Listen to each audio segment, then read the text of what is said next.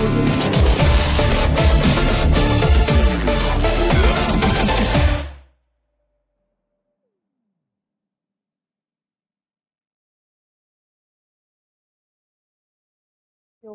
kita panjatkan karena berkat rahmatnya kita masih bisa berkumpul untuk bersama-sama menimba ilmu dari narasumber yang luar biasa.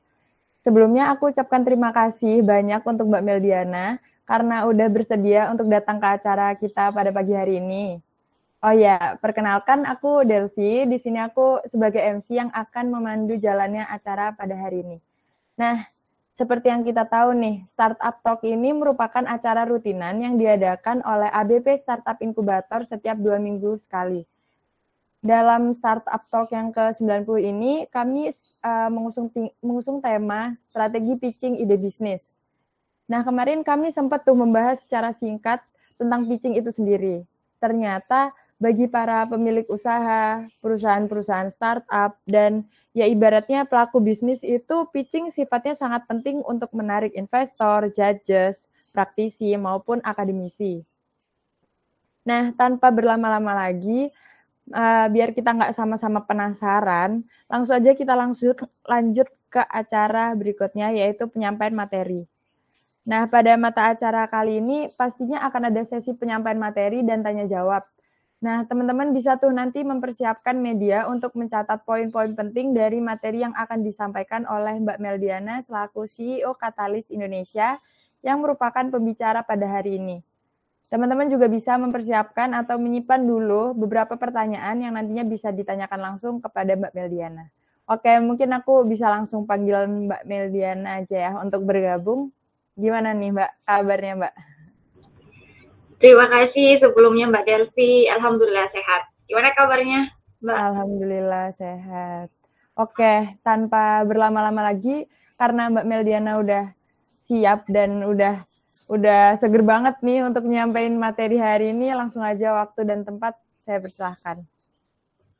Oke, terima kasih Mbak Delvi dan teman-teman dari ABP Inkubator dan juga peserta yang sekarang weekend itu ya meluangkan waktu untuk belajar bersama, diskusi bersama di Startup Talk yang diselenggarakan oleh ABP Inkubator gitu. Oke, boleh izin share screen ya teman-teman? Ya Mbak, silahkan. Oke, tadi udah disampaikan nih sama Mbak Delvi, kita bakal diskusi mengenai pitching gitu ya. Kalau Mbak Delvi tadi bilang gimana caranya menarik investor atau mau partnership dengan orang lain atau mau dapat engagement dari customer gitu ya. Salah satunya adalah menggunakan pitching nih teman-teman. Jadi pitching ini di dunia startup penting banget dan sering banget digunakan oleh startup founder atau CEO dari startup itu sendiri gitu. Dan sekarang kita akan diskusi nih mengenai strategi pitching ide bisnis. Mungkin teman-teman sudah familiar yang mengenai pitching atau ada yang belum kenal nih mengenai pitching gitu. Oke, next. Tadi udah diperkenalkan sama Mbak Delvi gitu ya mengenai saya Meldiana Ayu Restanti selaku CEO dan berprofesi sebagai karir and startup coach. Sekarang saya lagi handle di Katalis gitu. Sebelumnya salam kenal teman-teman untuk teman-teman dari ABP Inkubator dan peserta yang lain juga. Oke, kalau kita ngobrolin tentang pitching nih, pitching seperti apa sih? Pitching bisa dibilang ada yang bilang presentasi gitu ya. Tapi pitching apa bedanya pitching sama presentasi? Kalau pitching itu ada batas waktunya gitu teman-teman. Jadi bisa dibilang short presentation gitu ya untuk tujuannya untuk meyakinkan orang lain, menjual produk kalian atau menjual jasa kalian, terus mengkomunikasikan pesan dalam bisnis kalian seperti apa dan membuat bisnis itu penyampaian kalian kepada investor atau judges atau customer itu benar-benar clear banget, benar-benar obvious banget gitu sehingga orang lain tertarik gitu untuk mendengarkan pitching kalian yang singkat. Itu kenapa pitching dibatasi waktu mungkin 5-10 menit gitu ya. Jadi singkat banget teman-teman. Kalau aku bilang ya dari pengalaman aku bisa bilang kalau pitching tuh kayak udah kayak rapper gitu. Tapi rapper di sini maksudnya kita ngomongnya harus cepat tapi orang bisa dapat poinnya gitu, dan apa yang kita sampaikan itu orang belum tahu gitu ya, belum tahu sesuatu yang bikin orang lain menarik dan penasaran untuk mendengarkan pitching kita lebih lanjut gitu. Oke, mungkin sebelum kita melakukan pitching gitu ya teman-teman, udah tahu nih pitching seperti apa. Sebelum kita melakukan pitching, ada baiknya teman-teman adalah mengidentifikasi dan menganalisis dari audiensnya teman-teman. Ini mau ditujukan ke siapa sih aku pitching atau aku presentasi singkat ini gitu. Identifikasi itu penting banget dalam pitching karena untuk menyusun materi. Halo, suara saya udah jelas ya? Mohon maaf tadi sempat terputus nih teman-teman. Iya, udah kok Mbak, udah masuk. Jelas. Oke, boleh dilanjut ya? Oke, silakan. Oke, jadi yang ketiga tadi teman-teman mengenai preparing the right pitching, jadi kita harus mempunyai style tersendiri supaya menyampaikan ide bisnis kita seperti apa gitu ya, peluang dalam jangka panjang seperti apa, potensinya seperti apa, itu diceritakan seperti storytelling sehingga orang tertarik untuk mendengarkan cerita kita gitu. Yang next adalah apa sih tujuan dari teman-teman untuk melakukan pitching itu ke siapa gitu ya.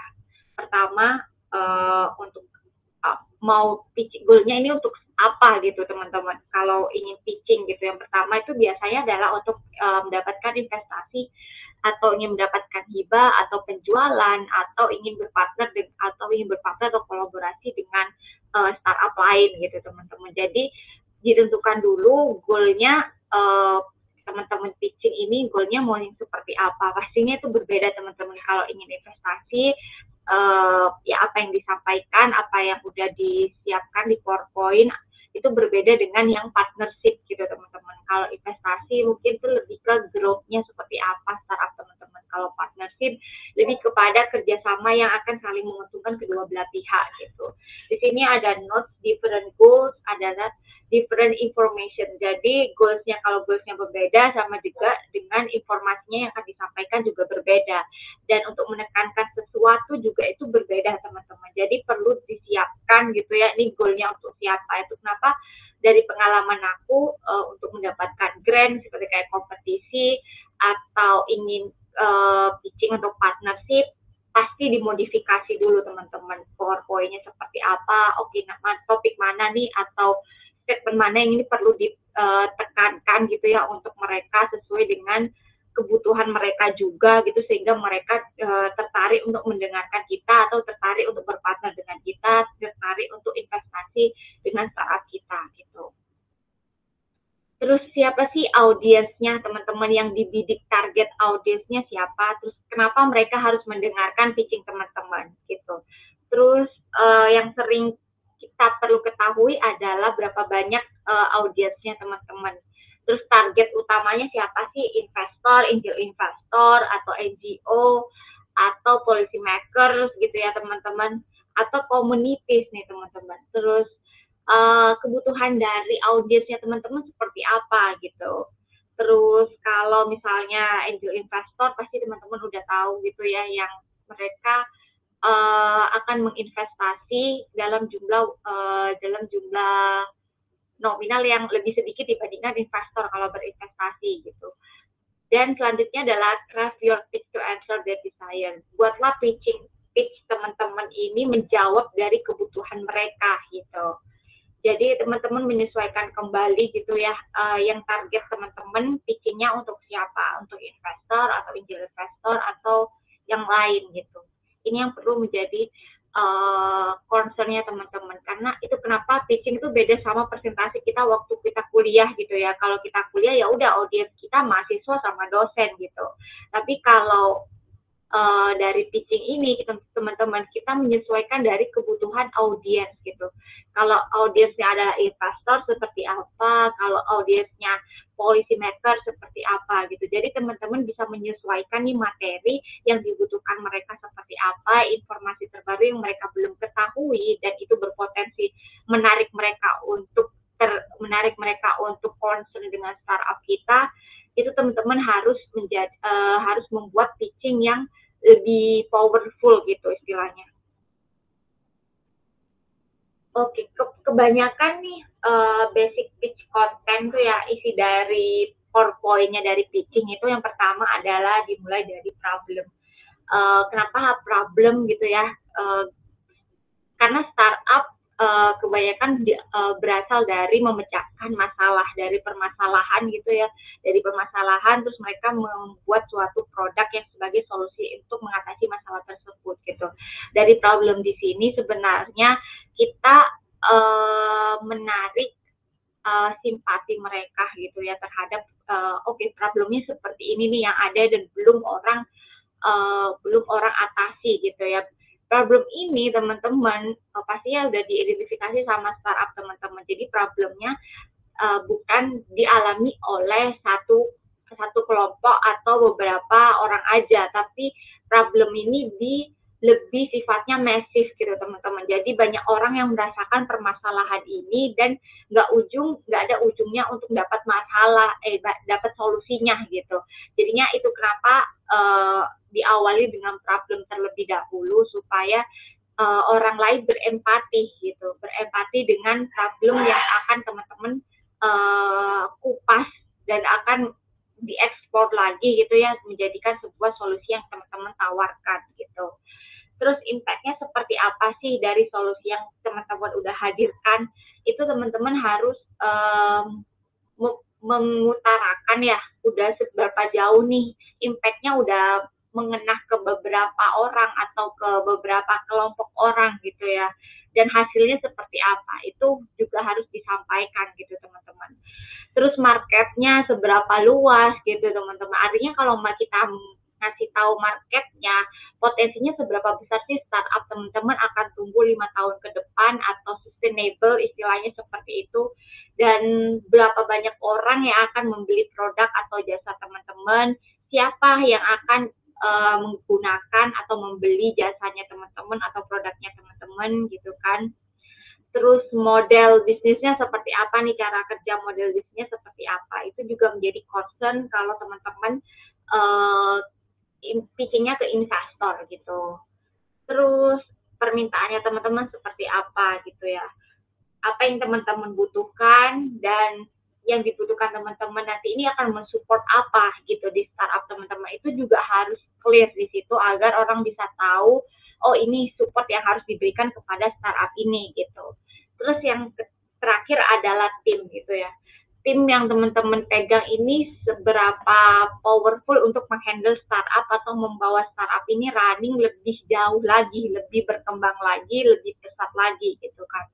Jadi tim yang ini harus mempunyai background atau rules yang tepat gitu dalam handling startup. Misalnya dalam ada hipsternya, ada hustlernya gitu ya. Itu harus mempunyai background yang relate juga teman-teman. Artinya di situ orang bisa bilang make sense gitu ya. Oke, orang IT ini pegangnya di hacker gitu. Mereka udah punya pengalaman di IT dan sebagainya gitu. Jadi mereka posisinya sebagai hacker ya. Itu bisa dibilang make sense teman-teman. Karena kita investor itu tidak hanya fokus kepada startup founder saja, tapi bagaimana orang bekerja di belakang layar itu untuk mensupport startupnya lebih jauh lagi, seperti apa mereka bekerja gitu kan, dan backgroundnya seperti apa gitu. Mungkin dari aku singkatnya seperti ini nih teman-teman. Kalau dari pengalaman aku membuat first sentence itu ya, yang dimana kalimat pertama kita waktu kita ucapkan waktu pitching itu udah bisa menarik perhatian orang lain gitu kan. Terus di concise itu lebih kepada yang lebih singkat gitu ya, terus to the point gitu. Karena waktu teman-teman nggak banyak gitu kan di situ untuk menjelaskan, jadi poin-poin pentingnya seperti apa. Bisa dibilang investor itu nggak punya waktu untuk dengerin 1 jam atau 2 jam karena mereka juga punya aktivitas sendiri. Itu kenapa singkat banget kalau pitching kita bisa mengutarakan konsep bisnis kita seperti apa dan mereka udah dapet poinnya, dan terlebih lagi mereka tertarik gitu ya untuk invest ke startup kita. Terus yang ketiga adalah bikin desain PowerPoint teman-teman ini menarik. artinya nggak rame, nggak penuh dengan full text gitu ya, tapi ini mewakili poin-poin yang disampaikan teman-teman gitu kan. Kalau sifatnya formal berarti PowerPoint-nya disesuaikan formal gitu, artinya disesuaikan dengan sektor teman-teman lah seperti itu. Terus yang keempat adalah latihan, karena timingnya sekitar 5-10 menit, jadi teman-teman bagaimana nih kita presentasi misalnya dalam 15 slide kita harus udah kelar nih jelasinnya gitu kan. Itu teman-teman harus praktis di timer gitu ya, ini udah pas belum nih presentasinya, udah pas belum sama waktunya gitu, jangan sampai kelebihan sehingga poin-poin penting yang teman-teman ingin disampaikan tidak tersampaikan karena waktunya udah habis gitu. Itu cukup disayangkan banget teman-teman kalau misalnya terjadi seperti itu. Jadi penting banget kalau kita ingin pitching, sebelum itu kita harus latihan dengan stopwatch atau yang seperti apa teman-teman sering lakukan gitu ya, supaya waktunya pas atau kurang dari itu gitu. Yang kelima adalah, sekali lagi, ini pitching ditujukan untuk audiens, bukan ditujukan untuk teman-teman. Jadi bayangkan apa yang mereka harapkan gitu ya, apa yang mereka ekspektasikan, apa yang mereka udah tahu dan belum tahu, kita udah bisa guesswork ya. Artinya udah bisa memperkirakan nih, oh ini statement ini yang bakal menarik mereka gitu. Dan kita perlu ketahui tadi, ini pitchingnya mau ditujukan untuk siapa, goalnya seperti apa. Goalnya mau investasi, partnership, atau penjualan, dan audiensnya mereka backgroundnya dari mana, investor, atau judges, akademisi, praktisi, dan lain-lain gitu. Terus di akhir, setelah teman-teman wrap up dengan CTA, atau call to action gitu. Jadinya, teman-teman bikin sebuah kayak kesimpulan di mana statement teman-teman mengajak seseorang untuk melakukan hal yang sama dengan produk teman-teman atau solusi yang teman-teman udah buat gitu. Jadinya mereka kita mengajak mereka untuk terlibat nih dalam mengatasi masalah ini dengan produk kita atau jasa kita yang kita buat di startup gitu. Mungkin dari aku cukup sekian nih teman-teman. Kalau ada ingin didiskusikan lebih lanjut bisa di sini, atau teman-teman bisa email atau bisa WhatsApp gitu ya. Sebelumnya terima kasih teman-teman udah mendengarkan tentang strategi pitching ide bisnis gitu. Aku kembalikan ke moderator nih, ke MC. Oke, terima kasih Mbak Meldiana atas materinya yang insightful banget ya, dan sangat berguna sih buat teman-teman di sini. Nah, karena tadi di awal aku bilang ada sesi tanya jawab, mungkin teman-teman kalau mau tanya langsung aja on mic, langsung boleh aja. Atau tulis di chat box boleh. Yuk. Jangan takut guys buat nanya, lumayan loh ilmunya. Iya benar, apalagi teman-teman di sini kalau udah punya startup dan punya pitch dan juga, artinya coba beranikan diri untuk pitching gitu ya, tentang ke partner teman-teman nih, kolaborasi dengan siapa gitu. Nah, ini nih ada pertanyaan dari Marsha Almira. Selamat pagi Mbak, izin bertanya, biasanya di awal pitching kan ada pengenalan produk atau perusahaan. Biasanya para investor itu tertarik atas produk atau perusahaan yang unik dan memiliki cakupan luas. Bagaimana kalau pitching ini dibawakan oleh pendiri startup pemula yang masih mulai merintis karir sedangkan masih sedikit pengenalan produknya? Nah, mungkin bisa langsung dijawab, Mbak. Oke, terima kasih pertanyaannya buat Mbak Marsha Almira. Mungkin aku bakal share pengalamanku waktu aku rintis startup yang namanya Blantik, itu di mana startup yang bergerak di bidang agriculture yang kita ikut sebuah kompetisi gitu ya, karena ingin mendapatkan sebuah awal pendanaan untuk membuild up the startup gitu. Nah, di situ juga ada muncul sebuah keraguan gitu ya, karena masih early stage banget untuk membangun startup dan bagaimana untuk menarik investor. Yang pertama adalah waktu kompetisi itu aku research dulu gitu ya. Kalau di awal presentasi, tadi aku udah bilang ya, di presentasi itu bikinlah suatu kayak tagline atau statement yang itu benar-benar menyentuh mereka, menyentuh empati mereka gitu kan.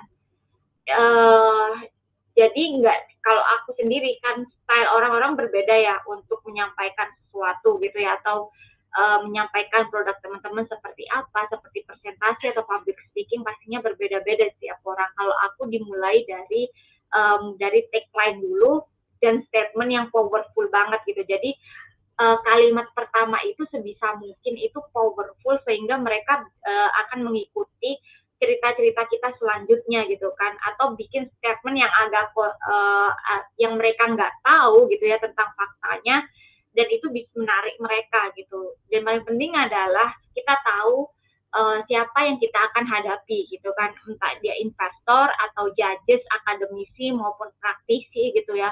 Kalau so far mengenai keunikan ini mungkin lebih ke arah slide-nya di kompetitor gitu ya. Apa sih kelebihan dari startup kita dibandingkan kompetitor lainnya? Apa yang kompetitor punya dan apa yang kompetitor belum punya. Dan yang belum punya ini berada di startup kita. Itu menjadi poin plus banget bagi kalian yang masih di early stage dan mempunyai keunggulan dari para kompetitor yang udah jalan 5 tahun ke atas atau udah berjalan mendahului kita gitu.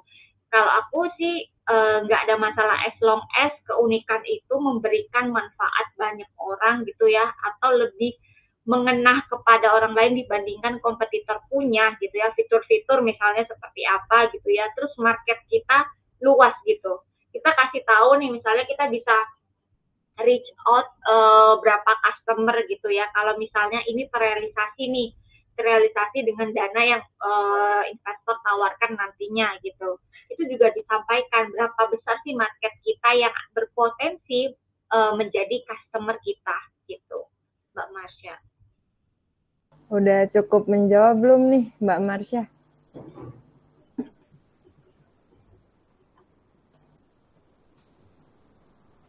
Udah mungkin ya. Oh, udah. Oke, terima kasih Mbak Melody.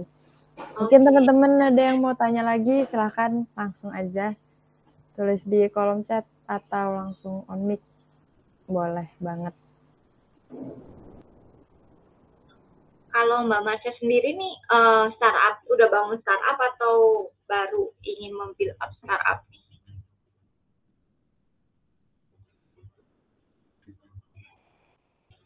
Oke, masih rencana ya? Oke. Oke, siap. Kalau masih rencana, ide itu bagaimana kita mempunyai ide gitu ya. Kadang kita ragu gitu ya untuk mempunyai ide aja, tapi kita belum jalankan startupnya. Oke gitu kan. Selama ide itu realistis untuk diimplementasikan dan disupport dengan data-data yang Mbak Marsha udah dapat gitu, itu nanti bisa menjadi peluang gitu ya, menjadi pertimbangan mereka juga gitu, bahwa oh ada loh ide baru kayak gini gitu kan. Nanti tinggal eksekusinya nanti seperti apa nih dari Mbak Marsha dan tim, dan bisnis modelnya bekerjanya seperti apa untuk menghasilkan revenue gitu.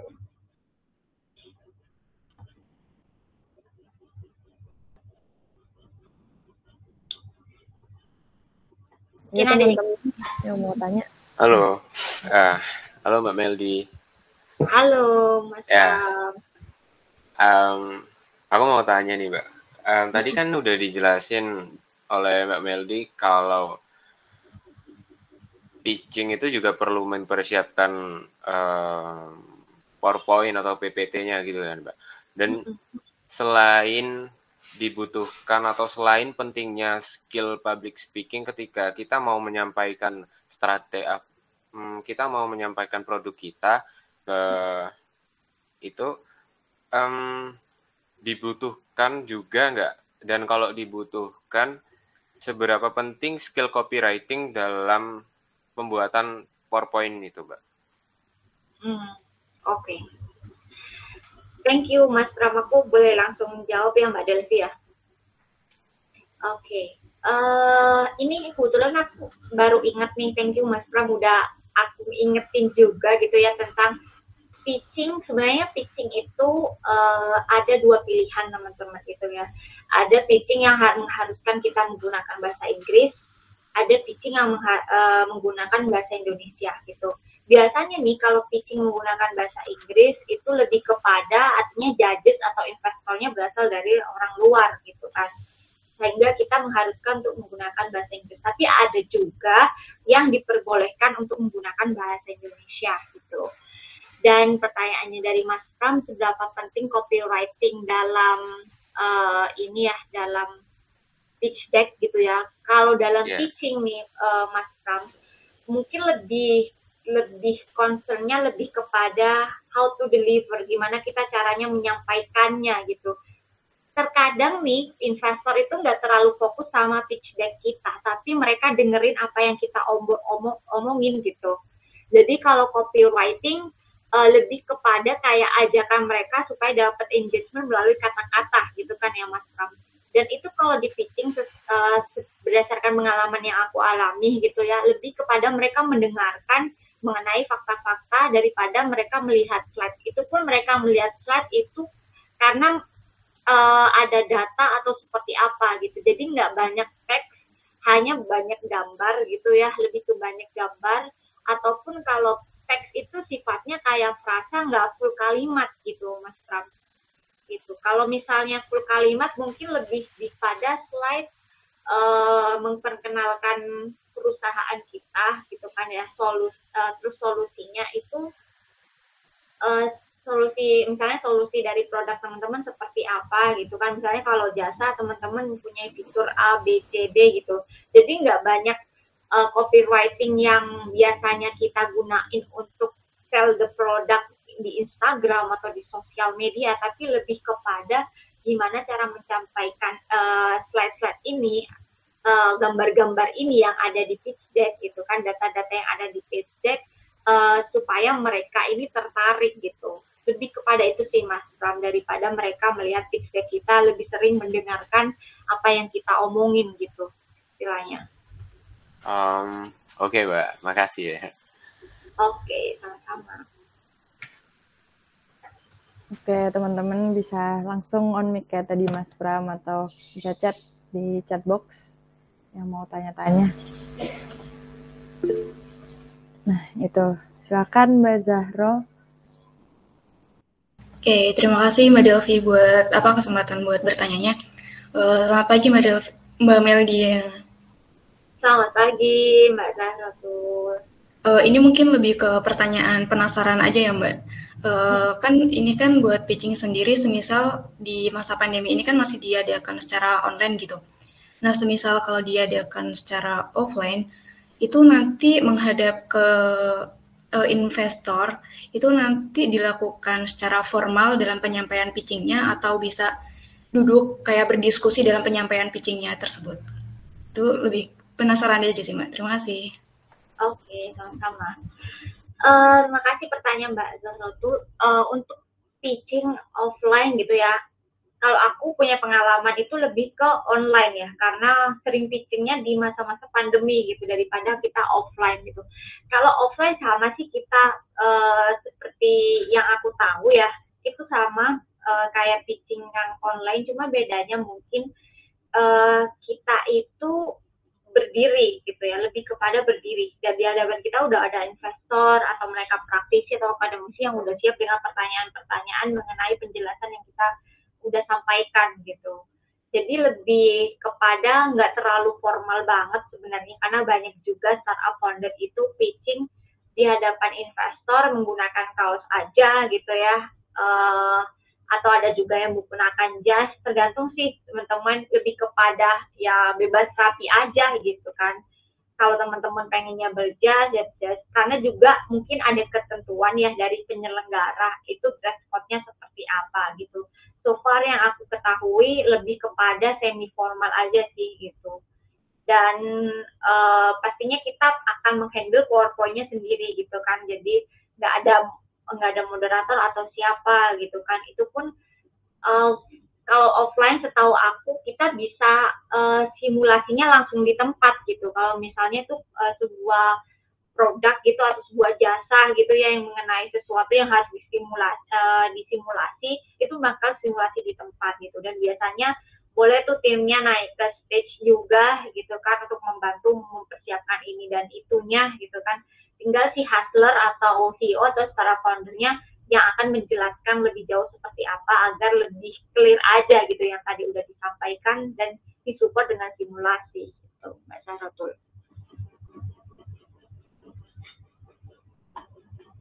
Oh, baik Mbak, terjawab rasa penasarannya. Terima kasih.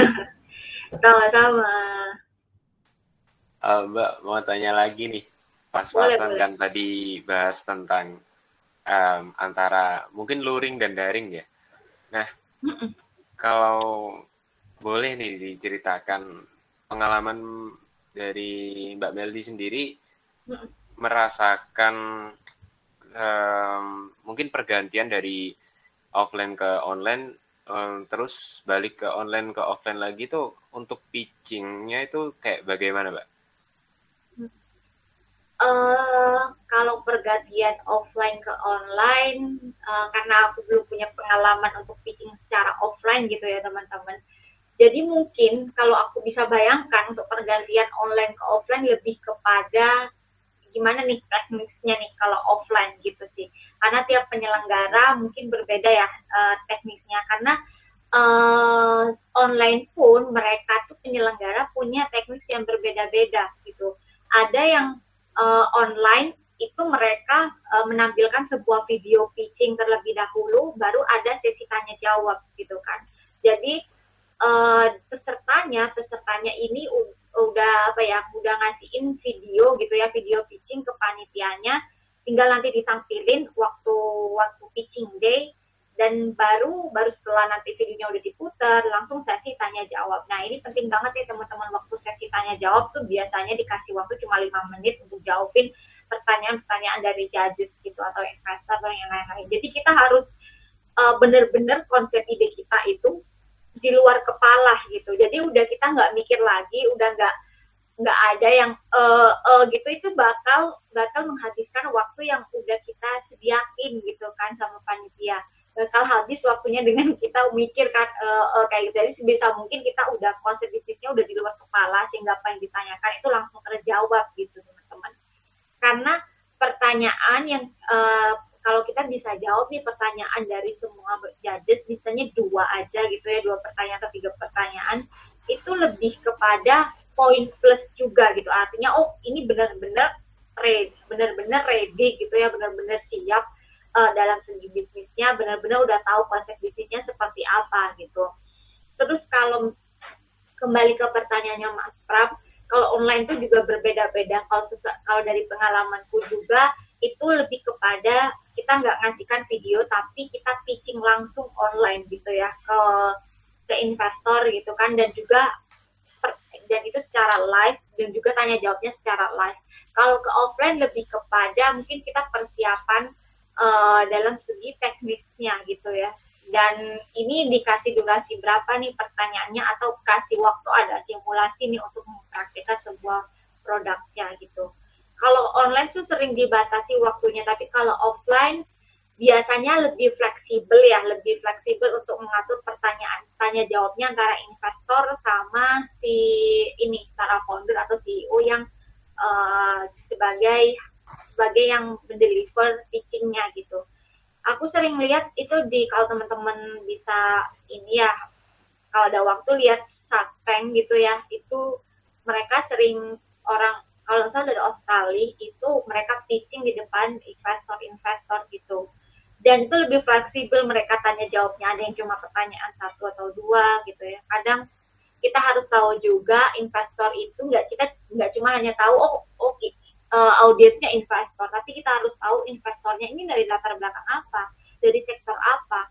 Jadi kita bisa menaruh statement berdasarkan kebutuhan mereka nantinya.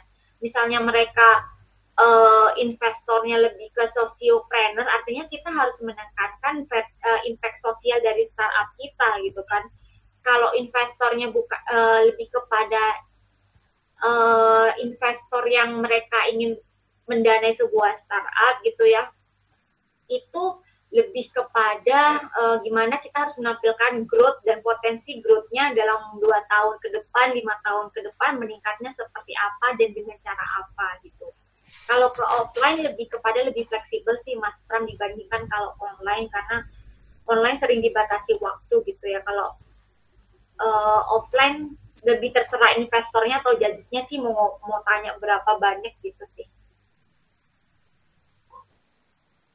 Oke, Mbak. Berarti tadi selain kita harus bisa, kan bisa sih, emang selain kita harus menguasai materi pitching yang kita bawain, itu juga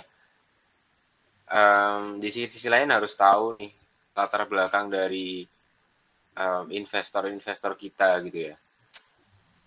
Iya, betul sekali. Jadi kita harus tahu latar Mbak. belakang investor, mereka bergerak di sektor apa, karena mereka kebanyakan investor mereka ini udah tahu nih, misalnya di sektor peternakan gitu ya.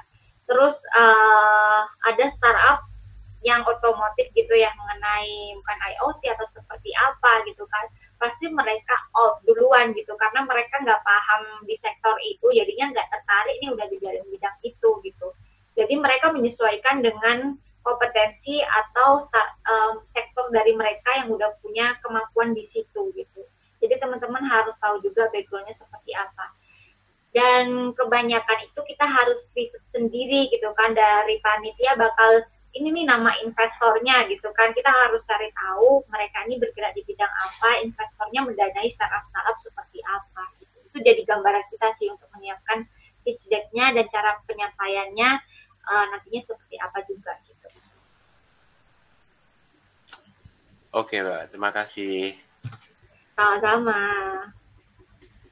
Ada yang mau didiskusikan lagi nih teman-teman mengenai pitching, atau boleh mengenai di luar dari topik ini, selama mengenai startup ya teman-teman, karena kita konsep talk-nya adalah startup talk gitu. Oke, mungkin yuk sekali lagi, siapa nih yang mau tanya-tanya lagi ke Mbak Meldiana? Aku down mundur kali ya, daripada nunggu lama. Teman-teman gimana? Atau masih mikir-mikir mau tanya apa? Atau masih ada yang bingung nih Mbak dengan penjelasan tadi? Oke, aku tunggu sampai 10:27 deh. Mungkin masih ada yang mikir-mikir mau tanya apa, nanti langsung on mic atau tulis di chat box ya. Boleh tanya apa aja deh. Pertanyaannya gratis nih teman-teman, gratis ya Mbak Delvi.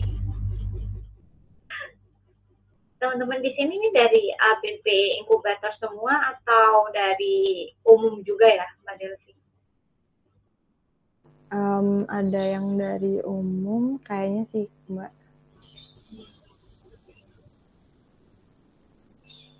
Oke. Karena udah nggak ada yang tanya lagi, jadi mungkin kita bisa langsung ke sesi berikutnya, presensi. Yuk teman-teman bisa langsung isi link yang setelah ini akan dibagikan di chat box. Nanti langsung diisi aja karena itu link presensi. Nah, itu udah dikirim. Yuk langsung diisi link presensinya. Makasih. Aku tunggu 1 menit buat pengisiannya. Nah, udah pada ngisi kan ya? Oh, ini nih, ada lagi nih pertanyaan tiba-tiba dari Mas Yuga. Bisa di-spill Mbak tentang katalis sendiri, hehe. Silakan Mbak, bisa langsung dijawab. Oke, ngomongin tentang katalis nih, thank you Mas Yuga pertanyaannya. Katalis, kalau ngomongin katalis itu bergerak di bidang coaching, training, mentoring gitu yang mendampingi startup, UMKM, dan inkubator. Jadi katalis itu berawal dari permasalahan yang dialami oleh startup dan UMKM, karena berdasarkan riset gitu ya, 90% itu startup gagal dan 70% itu kegagalan startup itu di bawah 3 tahun. Artinya benar-benar kegagalan itu besar banget dalam membangun startup. Jadi bagaimana sih peran katalis ini bisa mengantisipasi kegagalan itu sedini mungkin gitu teman-teman. Jadinya bukan berarti 90% ini mereka banyak gagalnya, tapi masih ada peluang nih untuk bisa mengantisipasi kegagalan itu kalau teman-teman bisa aware gitu. Itu kenapa katalis menyediakan menggunakan layanan coaching, training, mentoring. Karena untuk bisa membantu startup dalam berakselerasi sesuai tujuan mereka. Karena setiap startup atau bisnis gitu ya, mereka mempunyai goal yang berbeda, kondisi dan situasi yang dihadapi juga berbeda gitu ya teman-teman. Kalau dari Katalis, kita percaya dengan menggunakan pendekatan coaching, training, mentoring akan membantu startup dan UMKM bisa berkembang gitu ya, menemukan tujuannya yang pertamanya stuck gitu ya, itu terbantu dengan pendekatan itu teman-teman. Jadi untuk mendapat, karena seringkali ya para startup UMKM mendapatkan training berapa kali, mentoring berapa kali, tapi mereka nggak berubah-berubah gitu startupnya gitu aja gitu kan, mau 20 kali, 30 kali mereka dapat mentoring sama training gitu kan, itu mereka nggak ada perubahan gitu kan dalam membangun bisnisnya. Itu kenapa kombinasi 3 pendekatan ini diterapkan di Katalis gitu ya, dengan perannya sendiri-sendiri. Kalau coaching berperan sebagai proof of awareness gitu ya, di mana mendampingi startup ini berpikir gitu ya, dengan menggali potensinya dengan powerful question dan active listening gitu. Mereka akan terbantu menemukan potensi dalam dirinya sendiri gitu, dan terbantu juga untuk memetakan, memitigasi permasalahan-permasalahan yang dihadapi seperti apa, dan action plan yang akan dilakukan dalam waktu dekat seperti apa, sehingga ini akan mempengaruhi komitmen dan juga mindset teman-teman dalam membangun bisnis gitu. Itu kalau coaching. Kalau training lebih kepada gimana si trainer ini akan menyampaikan sebuah ilmu gitu ya, mengenai bisnis, mengenai startup gitu kan. Kalau mentor lebih kepada menyampaikan pengalaman dari mentor dalam membangun startup itu sendiri atau bisnis itu sendiri. Jadi beda teman-teman. Coaching, training, mentoring itu beda, karena seringkali teman-teman nggak ketahui ya outputnya dari coaching, training, mentoring seperti apa, permasalahan teman-teman yang dibutuhkan seperti apa. Karena kita butuhnya training, malah dikasih mentoring gitu kan. Jadinya nggak akan ada perubahan nih teman-teman dalam permasalahan yang akan teman-teman hadapi, dan nggak ada solusi yang bisa bekerja dengan baik gitu kalau teman-teman terapin. Jadi itu kenapa Katalis menyediakan 3 kombinasi coaching, training, mentoring agar bisa mengcover nih permasalahan yang teman-teman hadapi dan membantu teman-teman untuk mencapai goal-nya masing-masing gitu. Dan di Katalis juga kita disupport oleh praktisi yang udah tersertifikasi nasional maupun internasional. Jadi kita mempunyai standar tersendiri mengenai praktisinya. Kalau dari coach-nya itu udah harus sertifikasi ICF, International Coaching Federation. Kalau coach kalau mentor sama trainernya minimal mereka punya pengalaman 5 tahun dalam mendampingi startup, punya pengalaman 5 tahun dalam berbisnis juga gitu.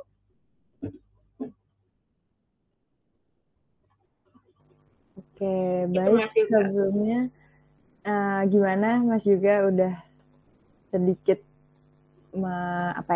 menyimak cerita tentang Katalis?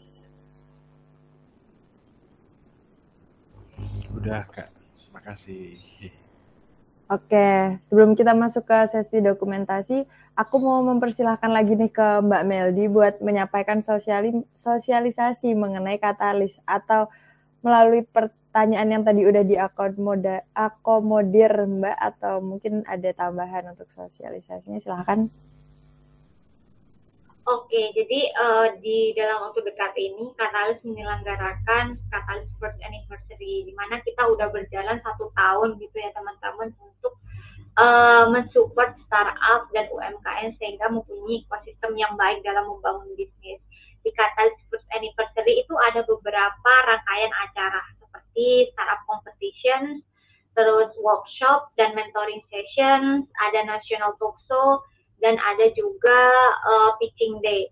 Jadi di Katalis First Anniversary itu dibagi dalam 2 tiket teman-teman. Ada yang teman-teman mungkin ingin join kompetisinya, ada teman-teman yang akan join pendampingannya gitu, atau rangkaian acaranya gitu. Jadi rangkaian acaranya ini bersinggungan dengan pendampingan teman-teman. Jadi teman-teman yang masih belum ready untuk mengikuti kompetisi tapi ingin tahu gambaran kompetisi seperti apa dan mendapatkan pendampingan dari praktisi yang profesional, teman-teman juga bisa join tuh gitu kan.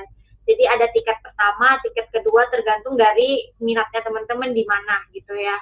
Untuk yang tiket pertama, startup competition itu ada privilege di mana teman-teman hanya bisa bayar satu registrasi aja, 2 tim teman-teman udah bisa join juga gitu. Artinya 3 orang dengan satu registrasi, satu tiket aja udah bisa ikut rangkaian acaranya Katalis, pendampingannya Katalis teman-teman gitu. Terus kalau teman-teman yang belum ready untuk join kompetisi gitu ya, itu teman-teman bisa ini buat 1 orang aja teman-teman, tapi udah mendapatkan pendampingan yang sama dengan yang startup kompetisi gitu teman-teman. Dan kalau teman-teman tertarik untuk join kompetisi gitu ya, itu teman-teman berkesempatan mendapatkan pendampingan dari Katalis selama 6 bulan dan mendapatkan fresh money sebagai modalnya teman-teman, dan juga mendapatkan sertifikat dari masing-masing rangkaian acara gitu. Jadi teman-teman nggak perlu khawatir banget gitu ya untuk gimana sih benefitnya yang ada di acara ini gitu. Karena ini juga disupport oleh pemateri-pemateri yang udah berpengalaman di bidangnya, seperti mentor itu udah berpengalaman di bidangnya juga gitu kan. Kalau yang workshop, teman-teman apa yang dapatkan, materi apa yang seperti didapatkan di pendampingan, pertama adalah bisnis finansial, yang kedua adalah bagaimana teman-teman pitching di hadapan investor juga gitu kan. Dari lanjutan yang ini, basicnya yang aku jelasin ini akan diperdalam lagi di mentoring session di Katalis Anniversary ini teman-teman. Terus di National Talk Show nanti teman-teman akan bertemu dengan pembicara dari IDX, di mana akan ngomongin tentang IPO gitu ya, salah satu opsi mendapatkan pendanaan selain dari investor gitu teman-teman. Terus yang kedua adalah dari UNDP, United Nations Development Program, yang akan menyampaikan peran startup dalam mendukung Sustainable Development Goals gitu. Dan ada juga kita menghadirkan policy makers gitu, di mana teman-teman bisa menyampaikan opini, pendapat teman-teman mengenai kewirausahaan dan tantangan teman-teman yang harus disupport nih dengan pemangku kebijakan seperti apa, agar mereka bisa membuat program yang sesuai dengan kondisi para wirausaha muda yang ada di Indonesia. Gitu teman-teman. Nanti boleh dicek di Instagramnya Katalis, katalis.id, atau di Instagramnya ABP Incubator, nanti di-share flyernya di situ, teman-teman bisa reach out di situ. Gitu. Nah, terima kasih Mbak Desi. Langsung aja bergabung di acara Katalis Indonesia karena banyak banget ya benefitnya Mbak. Betul. Oke, Mbak Delvi. Kita lanjut ke sesi dokumentasi. Ya teman-teman bisa langsung on cam, kita mau foto-foto dulu sebelum selesai. Oke siap, terima kasih. Oke, nggak kerasa nih kita udah sampai di penghujung acara. Aku mau ucapin makasih banyak sama Mbak Meldiana dan teman-teman para peserta yang udah nyimak secara detail dari awal sampai akhir acara. Semoga banyak ilmu yang didapat untuk diaplikasikan dalam kehidupan sehari-hari. Aku Delvi selaku MC pamit undur diri dan sampai bertemu di Startup Talk selanjutnya. Terima kasih Mbak, terima kasih teman-teman. Terima kasih juga. Terima kasih Mbak. Semuanya.